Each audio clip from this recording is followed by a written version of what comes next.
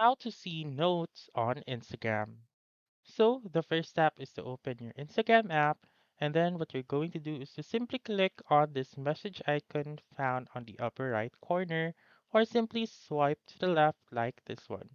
And then you should be able to see the leave note button right here, or the notes of your friends or your followers.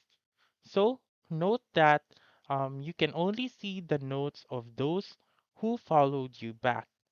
Again, you can only see the notes of those who followed you back.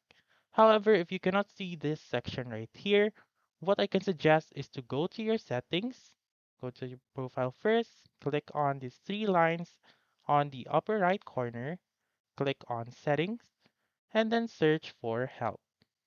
Once you're once you're in help, click on report a problem, click on report a problem without shaking, click on don't include and continue, and type in the problem. So you may type in I don't have note on my messages or on my Instagram, and then click on send.